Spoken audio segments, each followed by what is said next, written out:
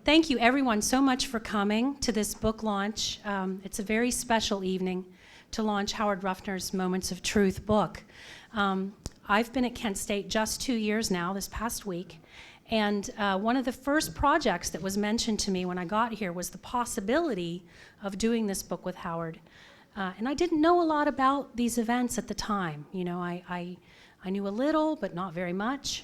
Howard and his wife Lark came to the offices just a few months after I got here and brought in many photographs, the beginnings of the manuscript, talked with us about what they were thinking. Howard was really envisioning what this book could look like, not only look like, but what it could be. So it's not just another book about what happened at Kent State on May 4th, 1970. It's really a book where Howard reflects on how it fits into his whole life, how it fits into the experiences he'd already had, being in the military, growing up near here, coming to college as a student who was just a little bit older than some of the other students. And then the most important part of the book to me is how he reflects on all of these events and the photographs and his life experiences afterwards, when he looks at the aftermath and when he thinks about what the issues are that this can teach us. And that's really why the subtitle is A Photographer's Experience of Kent State 1970, because that experience encompasses not just the experience of that day, but the experience of having lived through that day and of having thought about that now for 49 years. And having thought about what we can take away from it, what we can learn, what we can reflect on. He talks about the May 4th Memorial and the Visitors Center and these words, you know, to think about reflecting, especially the reflecting part. And Howard has done, I think, an amazing job in this book, both through the photographs and the selection of these photographs, but also through the text that he provided to go with the photographs of reflecting. And gosh, it's just something we all need to do a lot more of with all the things that go on in our lives, all the experiences we have and all the issues that are in our world today. And so I'm really grateful to Howard for that example and for bringing this book to us and allowing us to be part of this process, because it's really been very special. I was telling someone this morning at the Pointer Media Ethics Workshop, which Howard also spoke there this morning. We went through 3.5 sets of page proofs on this, because you look at it and you think, wow, that's a powerful photograph. Did we give it enough space? You know, your brain needs space to look at it, think about it, and reflect. So I'm really grateful that I got to be part of this process. And as I've said at some other book launches here in the last 2 years, it's really part of what a university press can do best, is provide the platform for this kind of work. And just allowing someone like Howard to really be able to speak to the issues that he has found to be important. So I just wanted to give that little bit of preamble. So we're going to invite our president in just a moment to give a few opening remarks. Howard will then be giving us a presentation for about 20 minutes, and then there'll be plenty of time for people to ask questions. Howard's graciously agreed to answer questions. And then we also have books for sale, not only Howard's book, but other books that we have published at Kent State University Press about May 4 and the surrounding experiences. And Howard will be glad to sign books as well. So just so everybody has the lay of the land, okay? So I'm very pleased this evening that we have a number of people with us who we can talk about as the evening goes on. But first I would like to be just again grateful that our president is here this evening with us, and invite Todd to come up and give us some opening remarks.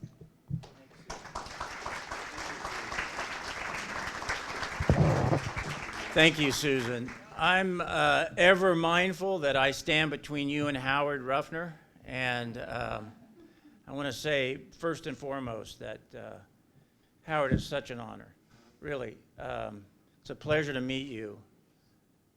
And I want to say just a very few words, not as the president of Kent State, but as a historian by training.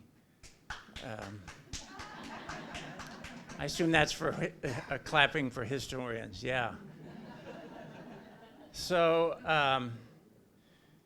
I received an advance copy of this book, and I couldn't put it down. I read it in one sitting. And I realized that as powerful as it is in bearing witness to what happened on May 4th, 1970 and the days leading up to that, that it's equally as powerful as a history of a generation, really a history of America. It's really a history of people who grew up on the main streets of America, in this case, in the camera shops of Lakewood, Ohio, joined the military service, served in Southeast Asia, arrived at Kent State. It's really a tale of Kent State. It's a tale of Kent, Ohio. It's a tale of America. It's a tale of our history. So again, Howard, thank you for writing this. Thank you for coming back. John, it was a pleasure to meet you as well. We welcome you back also. Howard?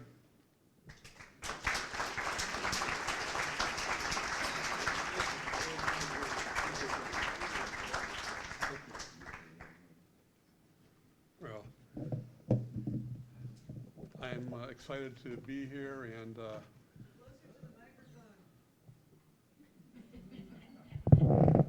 I'm excited to be here, and I'm impressed with the number of people here and the number of people I recognize and who I knew back then, and really pleased to see one of my professors, Jerry Lewis, here.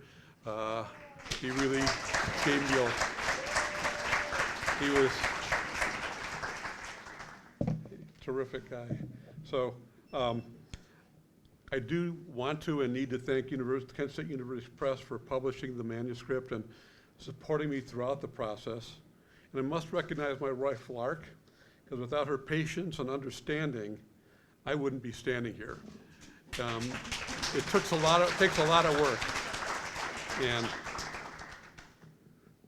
And then I need to also recognize, and she also kept me extremely organized, which I am not an organized person. And then I must recognize Paula Slimak. She was a graduate student here when I was an undergraduate. And when I arrived here, she was in the journalism department, and she graciously accepted my invitation to be my editor as I wrote the book. And what was important was that not only her eagle eye on just editing, but she challenged me to dig deeper into myself and to bring my feelings to the surface, which is not something I do easily. Then Susan Wadsworth Booth of Kent State University Publishing and her director, and Will Underwood.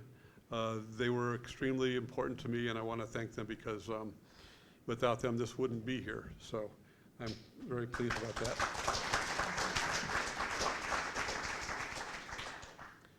The intention of my book is to let people know a little bit more about me before I attended Kent and my introduction to photography. And the rest of the story begins when I enrolled in Kent in March 1969. The book will give you a glimpse of campus life that I knew before May 4th. And then as we go through the book, I want you to walk with me through the pictures and see what I saw and feel what I felt. Technology.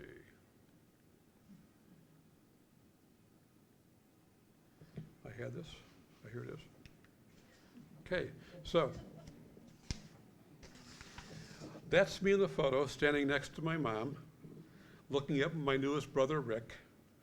The Cleveland Press thought a family of 6 boys made for a good human interest story. The headline on that page, which ran on the front page, was "Sing a Song of Sixpence." They sent a photographer to our home to capture an image of us, and I saw the photographer come into our house. He looked around for a place to gather us. He positioned us and then took the picture. The photo ran on the front page of the afternoon paper the next day. Friends and neighbors thought we were heroes. They thought we were amazing, and they couldn't wait to share the photograph. And this picture was taken in 1953. And so here we are one more brother added, and now we're 18 years older. I'm just finishing up my undergraduate degree at Kent State. My youngest brother, Mick, is on the far left. He was still in high school. 3 of us were in the service, 2 Air Force and 1 Army. And then after this picture taken, 2 more would be joining. 1 would join the Air Force and 1 would join the Navy. So we all kind of did our service. It was about a year after high school when I enlisted in the Air Force. And during my first 2 years as a writer in the information office, I applied and was accepted to DINFOS. That's the Department of Defense Broadcast Specialist course at Fort Benjamin Harrison in Indianapolis, Indiana. During the 8 weeks of broadcast journalism, we were taught how to write for TV news and incorporate news film and slides in television broadcast. After DINFOS, I was assigned to the American Forces Philippines Network. My duties included editing film, running the television camera during our live news and news shows and USO broadcasts. And these all sharpen my ability to quickly frame and compose pictures when you run a camera. Whether behind a television camera or a handheld 35mm camera, my visual awareness was growing all the time. Later, I became the primary news director and got to call all the shots at the station. So, I was not officially a photographer at the station, but because of my role and my position, it offered me many opportunities to photograph celebrities who were on visiting the campus. So many USO shows flew to Clark with comedians, singers, and movie stars to entertain the troops and families on their way to Vietnam. General Benjamin O. Davis, the highest ranking African-American U.S. Air Force officer, greeted Bob Hope upon his arrival at Clark Air Base. Interestingly, Davis later would be asked to serve on the President's Commission on Campus Unrest to investigate the shootings at Kent State on May 1970. And many of the photos I took then were used during our daily news broadcasts. So it was at Clark Air Base it was at Clark Air Base where I really got seriously involved in photography. This is where I bought my first Nikon F camera and lenses. Now I had a professional camera. The hobby shop on base was my escape from work. The techs helped me refine my skills for processing film. And next came printing my images. Here they really taught me how to make a really finished photograph. And it really became amazing to watch your own photograph appear and develop. It was, like they say, it's like magic in those old days. I was now giving myself assignments and taking pictures daily and printing what I thought was good. And after a while, the photo lab techs encouraged me to enter an Air Force photo contest. With their encouragement, I entered this photo, which won first place in the Air Force for portraits. Another photo I entered won third place for landscapes. Having completed one gave me a real sense of accomplishment and encouraged me to do more work and get better. So now that my photography was taking off, so to speak, I decided to submit a recent photo I took to the base newspaper. This was my first published photograph. It ran with my credit. It took some planning to get exactly what I wanted, and I'm beginning to feel more and more accomplished.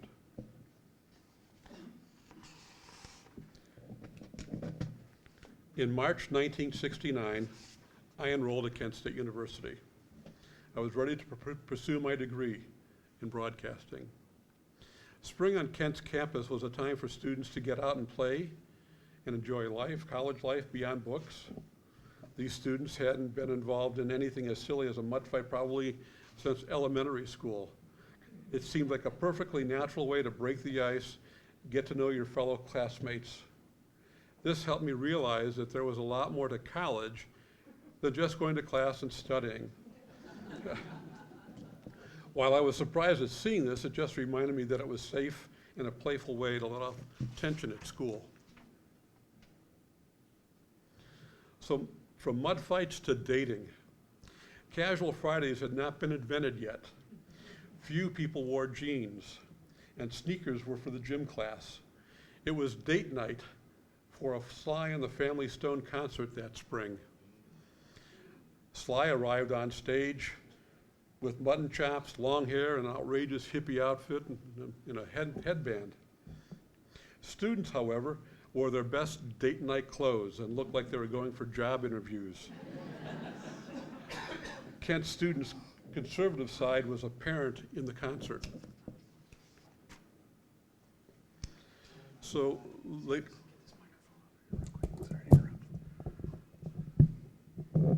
Oh, a little one, huh?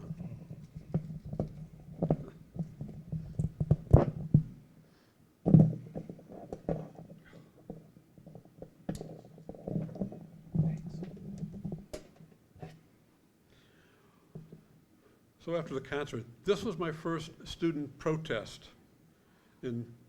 Up until now, school was pretty quiet as far as protests were concerned. Students had been working on signs and the banner during the week and the morning of the anti-war march. It was a Thursday morning, October 16th, 1969. They didn't have protest marches on Fridays because lots of students went home on the weekend. Students grabbed signs and a banner as they left the campus and headed to downtown Kent to protest the Vietnam War.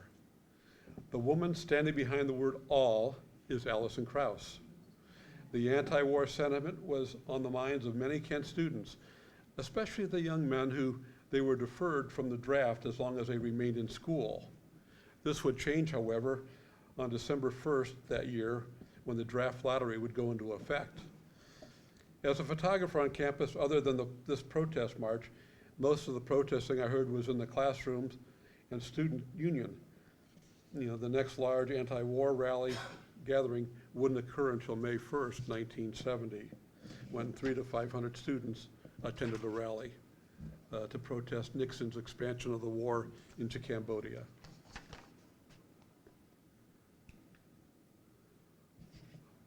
By the fall, the anti-war movement had grown off colleges' campuses to the mall in Washington, D.C. 4 of us from the Daily Kent Stater decided to drive to Washington, D.C. to join the anti-war press November 15th, just a few weeks after homecoming. We arrived Friday evening in time to watch the people honoring the soldiers who had died in Vietnam. That night, 18 of us slept in one room of a friend's dorm, our feet pointed in, our heads out. The next morning, we headed to the mall. I was impressed by the size of the crowd and by their focus and steadfastness to be part of something so big it would make the government notice. This was my first trip to Washington, D.C. Everything was very new and exciting to me. The resentment of 500,000 people of this continued war could be felt as I moved my way through the crowd. The determination to have the voices heard was deafening. With the U.S. Capitol in the background, these protesters demanded an end to the war. I needed to push my way through the crowd to find where the march began. After a lot of walking and nudging my way around, I came to the beginning of the parade. I stood in awe as I spotted Coretta Scott King and George McGovern at the front of the parade. I nudged my way through to get as close as I could and took my photos. Locked arm in arm, King and McGovern and others showed the strength of their unity and commitment. I was moved to be so close to such committed and important people who opposed the war.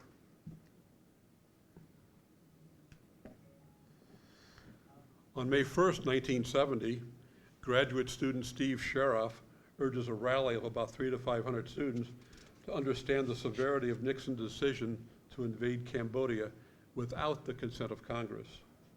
Nixon murdered the Constitution, he said, therefore it was dead and needed to be buried. With the Constitution buried and the crowd beginning to leave, the grad students packed up and went on their way.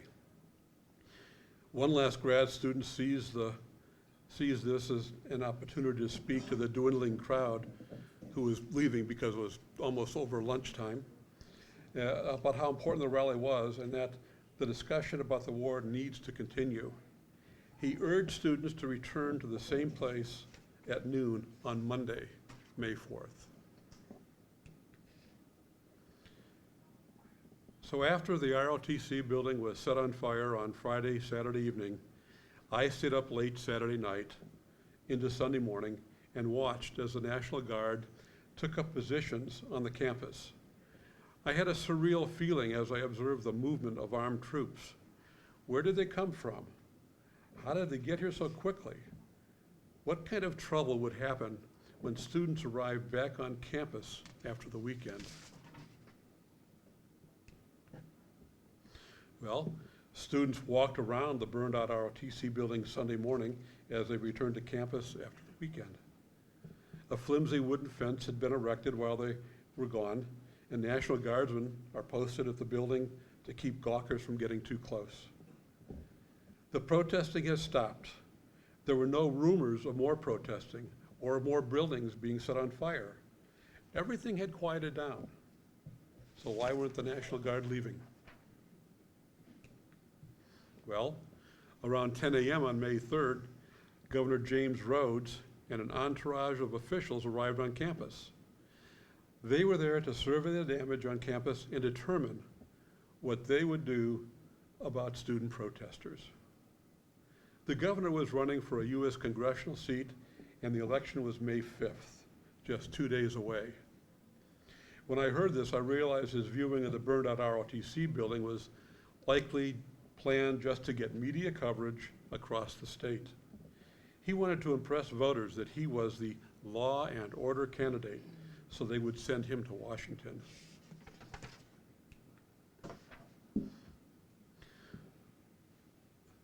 Using street lights and searchlights from the helicopters Sunday evening, I took photos as students staged a sit-in at the center of town.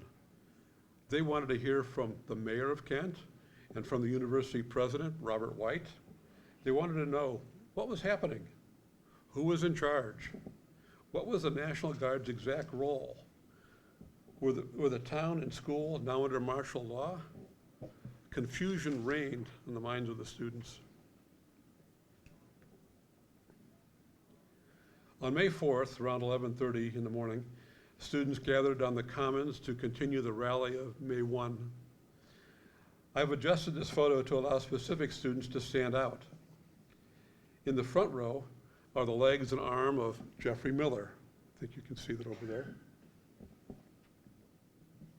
who was standing behind a female student. Miller was a native of Plainview, New York, where he was born in 1950. To his right, carrying a dog, is Mary Ann Vecchia with her hand up, gesturing to the guard. She would become the most recognizable non-university student protester. And there are two shaded student individuals in the middle of the photo, middle right of the photograph. These students are carrying their textbooks. On the right stands William Schroeder, a native of Cincinnati, Ohio, where he was born in 1950. And to his left is Sandy Scheuer, a speech therapy honor student, fully intent on returning to class. She was born in 1949 in Youngstown, Ohio. Later that morning, I watched as a line of students reached the crest of the hill by the pagoda. The guard continued to advance on them, and on the right, just under the pagoda, is Allison Krause, a freshman honor student. Krause was born in Cleveland in 1951. This photo is particularly difficult for me to look at as I see her holding her hands with her boyfriend, Barry Levine. And I remember the photos I took of her in 1969, holding a banner that read, "Bring all the troops home now." Oh, sorry, thank you. There you go. At this point, the guard really had seemed to have completed its objective. The students had dispersed, yet the guardsmen were still advancing. What more did they feel they needed to accomplish? What was their objective now? What they really wanted was for this to end so they could go home. So a little later on, as the guard reached the corner of Taylor Hall, I witnessed the group at the rear turn in unison. Some crouched down while others stood. Then gunshots began. Of course they would be shooting blanks, I thought. I took a photograph as they turned and fired, and I stood there. Then a moment later, I thought to myself, you know, I better get down anyway. I probably look like a good target with these cameras and lenses hanging around my neck.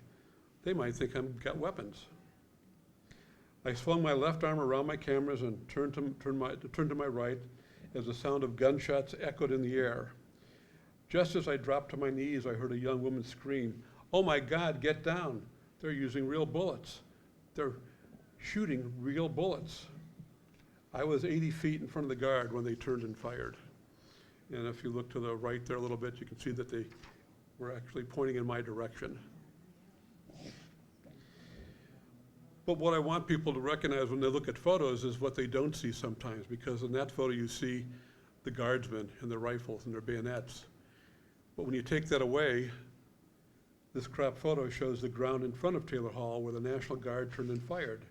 It does not show evidence of anything thrown at the Guard or anything that would put their lives in danger, as they would later testify at the civil trials. So as I looked around from my crouched position, I spotted John Cleary, who we have over here today. He was lying wounded on the ground just to my left and a little behind me. He was at the base of the metal sculpture in front of Taylor Hall. I couldn't tell if he was dead or alive. Cleary was lucky. He survived a shot to the chest. The first time I saw this photo was more than a week later on the cover of Life magazine. Someone from Life had called me a week before at 2 a.m. to let me know that they had chosen one of my photos for the May 15th cover. Because I had sent my unprocessed rolls of film to Life in Chicago, I had no idea how my film turned out or what images I had captured. I never knew what exactly the cover shot was until Life hit the newsstands later that week. So, as I concluded in the epilogue in the book, at the memorial site of the shootings, visitors see these engraved words as they enter the Memorial Plaza. If you have not yet been to the Memorial Plaza, I urge you to include this on your itinerary of things to do while you're here. Inquire is the first word. As I wrote this memoir, I asked myself hundreds of questions about what truth my photographs really captured. Who was to blame for killing unarmed students? What role did the students have? Were the guardsmen's lives really at risk? Was there an order to fire? Then learn. Shortly after Kent State shootings, I realized the Kent protest and subsequent killings of students precipitated the closing of colleges and universities around the country. I remember reading about this in the local paper and watching it on the television news. It was later estimated that more than 4 million students at more than half the 2,551 colleges and universities in the country went on strike during the week of May 4 in response to the Kent State shootings, making it the nation's largest student protest in history. Then I come upon the memorial word reflect. I always have been open and willing to share my Kent State photos and memories. I have given talks in public schools to all grade levels, college classes, and local community groups. However, my proudest moment happened in October 2016. I went and I told my story about the Kent State tragedy and protest at Hanoi University. This couldn't have been possible without the help of Pam Anderson, who is also here tonight. She retired from Kent as the Senior Advancement Officer for KSU. Thanks, Pam. These young students that I talked to at Hanoi had heard about the protests in the United States from their parents and grandparents, aunts and uncles.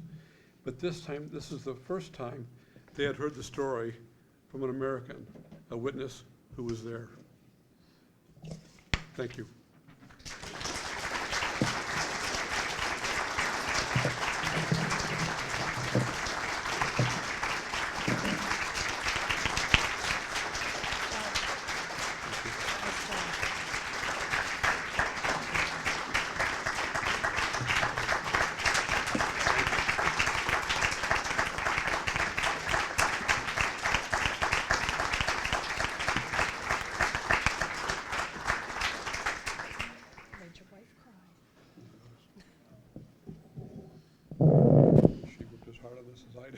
I know. Thank you, Howard, very much. We can take some questions. Howard's happy to do that. The session is being recorded, so if you have a question, if you could raise your hand. Richard, our marketing and sales manager, is back there with a microphone, and he can come and let you ask your question so that we can be sure to capture your question on the recording. Let me say one thing to the photographers in the audience.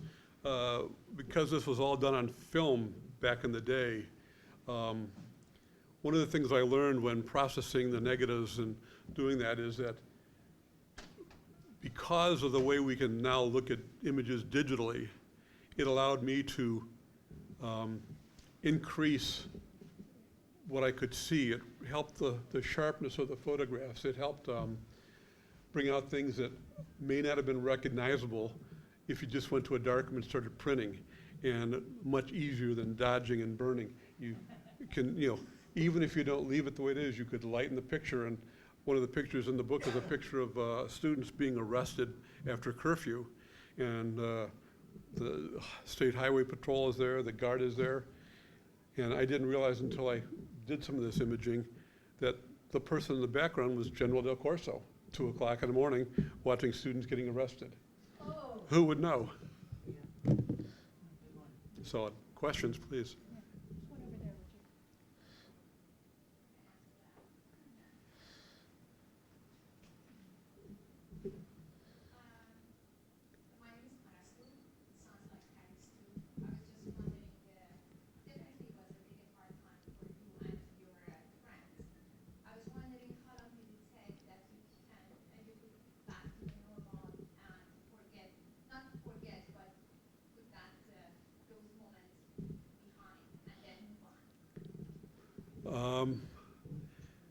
Well, we all had to leave school that same day, and I imagine it was tough for some students who, didn't drive and they had to find a bus or somebody to take them to an airport or call their parents because you couldn't call off campus. And basically, I understand that most students were able to finish their classes and coursework via email, slow mail, and whatever. And but by the time students arrived back in the fall,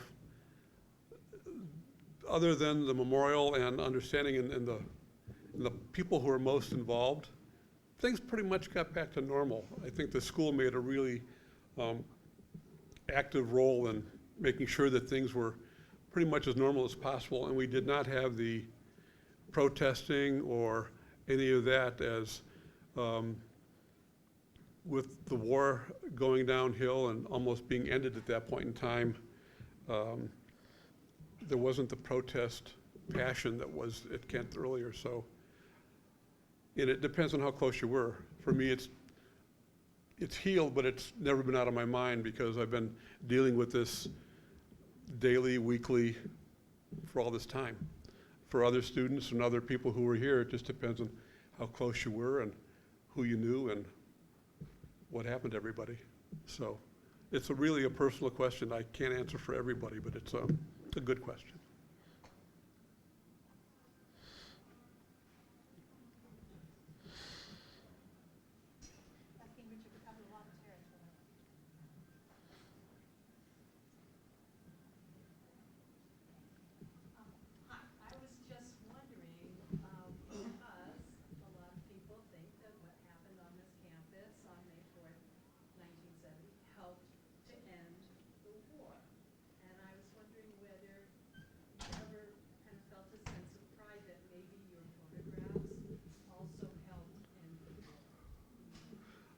Never thought of it that way, but Think of it that way.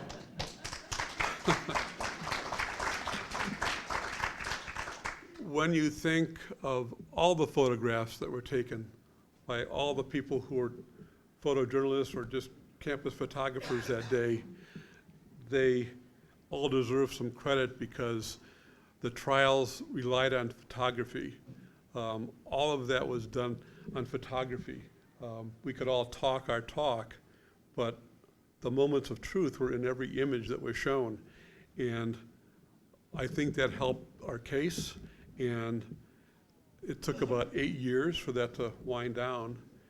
And I do think that if you really ask me now, sure, it was a way to help end the war, because I'm sure that all that stuff went right to the top of the country, and it was bigger than the March on Washington. It's what catapulted the government to say, you know, we got to do this, we got to get out of here. Yeah, and 10 months after the protests, they were taking about 90% of the troops out of Vietnam. So, thank you. Thank you. Hi, my name is Marcelo Mira. I am a visiting professor here at Penn State from Brazil. And I just want to say that your story is, I am a Brazilian. We didn't fight the Vietnam War.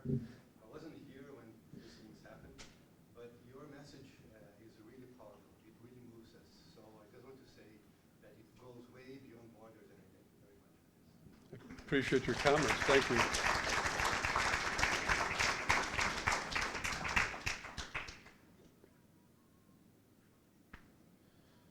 would like to say thank you for surviving John Cleary, and would you please stand? John?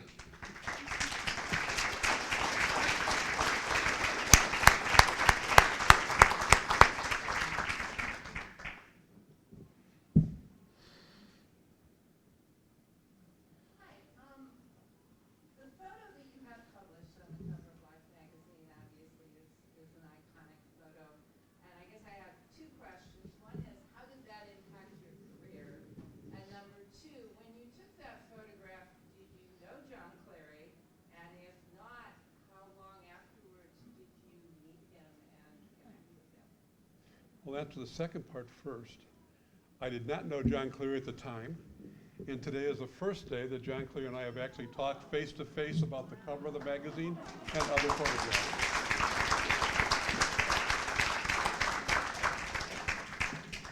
And then you asked, how did that affect my career? I'll give you a quick story first. About 3 or 4 months after the Life cover came out and all that, Life magazine called me and asked me if I would take a photograph of a professor, a PhD student in English who was teaching. And I said, sure, I'd give it a shot. And they said he teaches English. And I found out that he was the son of a notorious mafia man, Sam the Plumber in New York. And this was in 1970 when the government was rounding up all the mafia in New York City, and his dad was being rounded up. And so I didn't know who he was. I didn't know what he looked like. I didn't know where he lived. All I knew is he taught a class at night. And I decided I did not want to be a paparazzi, jump out of some bush and take a flash picture of a guy who belonged to the mafia. So I did the right thing. I called him up, said, I'd like to meet with you, talk to you about what I've been asked to do. And we met. He was very personable. He said, well, let me call my lawyer. Well, I knew that was the end of that story. You know, no photograph would be taken. But if that was a test by Life magazine, before they would give me another assignment, I failed.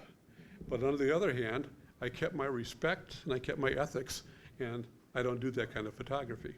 So, but as far as my career went, I really had a great time because I worked for a commercial photographer for a year, but I've never worked as a professional photographer in the sense I made money by photography.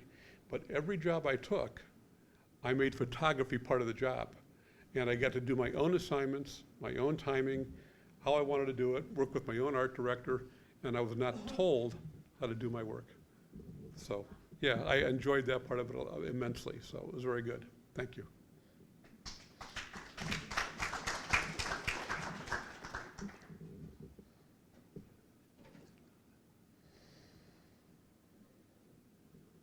This is probably more of a comment than a question. There's a question at the end.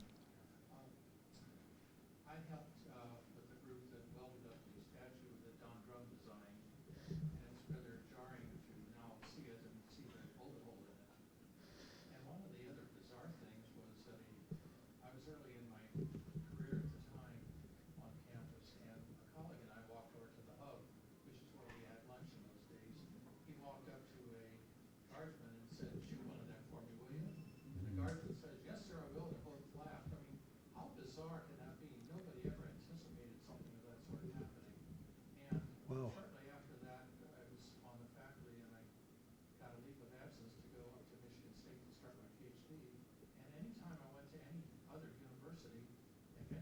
State, and you know what they wanted to talk about. It had such a profound impact upon people's values and attitudes during that time. Your thoughts? I agree. It is a profound thing, and actually, that's one of the reasons why I wrote the book the way I did. Is I wanted to let people know that Kent wasn't the school of radicals that you immediately comes to your head as soon as they say Kent State. I even know students and people who went here at the time, and they would tell their parents that, their parents would go home and see their parents, and their parents would ask if you were part of that rally and that protest. And if you were, you should have been shot. And that was the mentality here in Kent, but the image of Kent as a radical school, I'm hoping will be changed, because I think you're right, too many people think of it that way, and it's something I think Kent State itself has done a very good job at, because most people don't know all the areas that Kent excels in now on a national basis as a school, and it just needs more good PR and more good stuff, because it's a great school for people. It's hard to say how all that stuff comes together. Howard, John Philo, over here. John Philo, after he took his photos, had to hide his film to get on campus because he was afraid it was going to be confiscated. And I'm wondering, were you afraid, A, that would happen, but while this was happening, were you also not afraid you were in front of the guard, you were behind the guard, were you never afraid that you might get shot? I really never gave it a second thought. And maybe one of the reasons, and I'm thinking about this just now because I didn't think about it in the past, but maybe one of the reasons I didn't think about or worry about having my film confiscated or my cameras taken away, I had a National Guard press pass signed by Major Jones 2 days before this event on Saturday, or I think it was probably Saturday sometime. And I did that just on the instinct that, you know what, if you're going to be a photographer at a place, you need to have a press pass to kind of be credentialed. And by having that press pass, I think that may have, but then again, none of the guard I was taking pictures of knew I had a press pass. It was, it was in my pocket. Yeah. I didn't wear it like a badge, like, a press photographer today. So I really never thought about it. And I've heard and talked to John about the fact that he had to hide his film and he felt very threatened by it. But I really never gave it a second thought.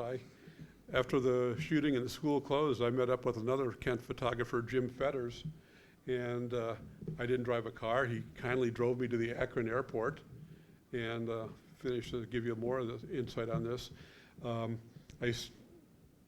Life had bought a ticket for the film, and I sent the unprocessed rolls of film and some negatives from the weekend with it on the plane. And I got home about 7:30, and I had the story wrong for a while, but my brother Rick told me, he said, that's the night that the school had called home and talked to Mom. And it probably was earlier, like 4:30, 5 o'clock, something, and told them that I had been shot. And so we didn't have cell phones. I wasn't near a phone booth, and actually you couldn't call off Kent at the time anyway. And I was so busy getting the stuff to Life magazine that they didn't see me until 7 or 7:30 that night, and they were very relieved, of course. But they did that because I was so close to the guard, and I turned and fell down. They immediately thought I might have been wounded.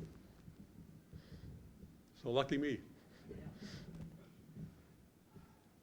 Hi, I'm currently a student here, and I'm just curious, when you went to go speak to the students at Hanoi, I imagine that was, I'm curious what their impressions were, like when you, as an American, when they're, hearing the story for the first time from an American, were their impressions correct? Did they align with what had actually happened? Had they been told something different? That's a good question. And I have to thank Pam Anderson for setting that up, and because she helped me get into contact with the right people here at Kent who worked on their international team, and I made a contact with somebody at Hanoi University, And my wife and I traveled over there. I met first the director of the school, and we talked, and I showed him my presentation, and we arranged to have it set up. And I went downstairs to their auditorium, and there were probably a little over 200 students. And it was interesting to me because most of them were female, and it was a sophomore class dealing with social issues and political science. I gave a talk that's more direct talk about Kent State and the shootings, and as I went along in the shot, I would say, well, this is Alison Krauss here, and she's going to die in 25 minutes. And then I'd show the next picture of the crowd, and I did the thing with Bill Schroeder and Sandy Scheuer, and I'd say, yeah, these two are students going to class, and they're going to die in 20 minutes. And there were tears in the audience. They were crying. They asked a lot of good questions at the end, and they recognized that what happened to Kent and in the United States with the student protest would help from their grandparents' side and their parents, that this was something that helped end the war, and they really respected the student protest at the time and understood it.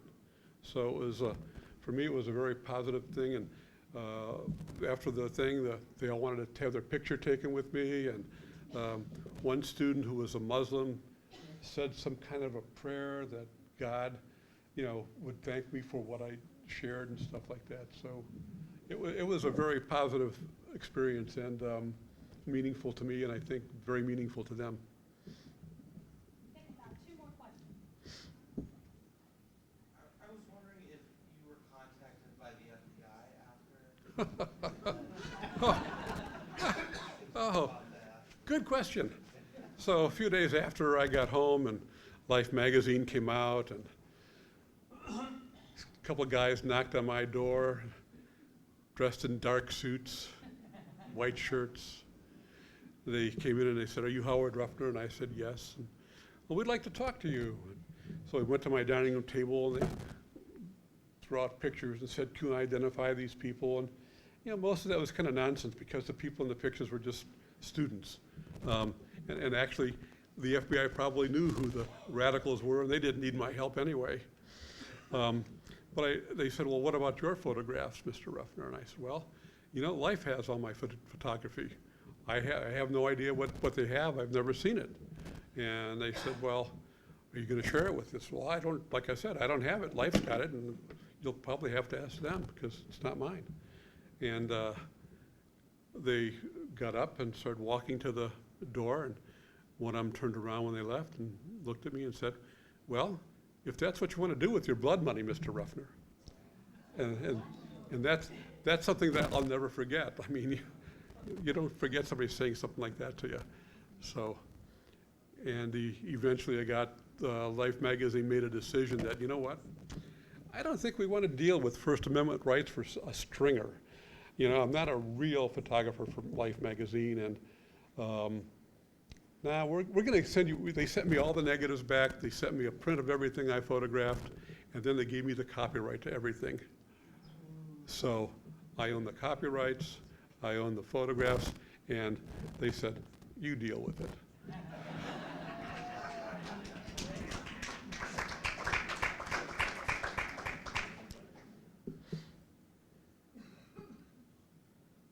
In the picture where the students are starting to move by the pagoda, Mhm. and it seems like the crowd is dispersing. And even in the picture prior to that, this was around lunchtime. Yeah. What was the vibe of the students during that time? Were they angry? Were they starting to head back to class? What? I get up and shared with me, people were going to class, some were onlookers, some were there actively protesting. What was your perception of the mood of the crowd? After they, Just prior to the shot? just prior to the shot, the shooting itself,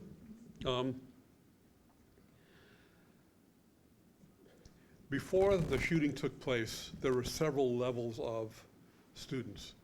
There was a group on the bottom, the protesters, several hundred.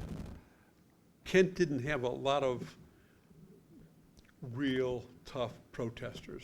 It had a good group of them who were very solid in their determination. Behind them was a group of, as Jerry Lewis would say, cheerleaders, who weren't exactly protesting, but yeah, let the Guard know what you think. And up on top of that hill were the onlookers, the people who might have been going to a class in Taylor Hall, the architect students, the faculty, the people. So, trying to think what the question was, what was the feeling of all that at that time? Well, as the crowd was starting to, it looks like they were starting to move away just prior to the shot. Is that kind of what was happening, or am I misinterpreting? No, they just, literally, the students just moved away. They didn't want to hang out. The thing is that the students were not looking for any kind of confrontation. They weren't looking to do battle.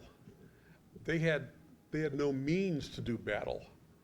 You know, sticks and stones against bayonets and M1s, not a chance. And these kids weren't there to protest that or challenge the Guard. You know, if there was a reason to get upset or fire or do something, it would have been as the Guard were charging up the hill. And so the Guard came up the hill. They went in two different directions. I met John Philo when the crowd was dispersed. We stood there at Taylor Hall, right by the Commons, and John said, "Hey, do you have a longer lens? This isn't going to work for me. I've only got a wide-angle lens." So I reached in my bag, gave him a lens, and he said, "I'm going to go this way." And I said, "I'm going to go this way." So he went that way, I went that way, and that's where I got the shot with the pagoda. And for me, it was still just confusing because when you think about it, they didn't have a plan B. You know, it's a big campus. How far are you going to chase them? What do you consider dispersed? They really didn't have a plan. There was just, oh, here we are. So it was a tough situation for the Guard, I think. One more question. One more?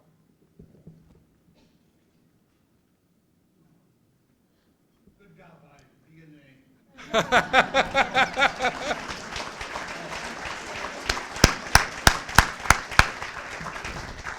What I'd like to ask you, under the leadership of Dr. Todd, we're organizing for the 50th. What responsibility do you see Kent State has to the larger society in terms of teaching about Mayport? Boy. I can remember trying to pass his class, and he takes you into a back room by yourself, and he says, "All right, Howard, tell me your worldview." So that's the same kind of question. What was that question again? No, really? So, what was the question again? What's our responsibility What- as Kent State to teach about Mayport? I think our responsibility at Kent State is to first honor, like you're doing, the students who are injured and wounded, and take care of that. Just to continue being responsibility of Kent State is to just keep growing as one, what I think Kent did wrong in the beginning is they tried to ignore it and make it a non-event. And I think by embracing it and sharing it the way they do now helps other universities recognize that it was something that was a tragedy and not something that was intended to happen. And one of the things I wish was happening right now is that because so many colleges and universities across this country were affected by May 4th 50 years ago practically, that Kent should not be the only university having some kind of commemorative event right now. I mean, Berkeley, Columbia, Ohio State, they all need to recognize what happened and reflect upon it and keep moving forward.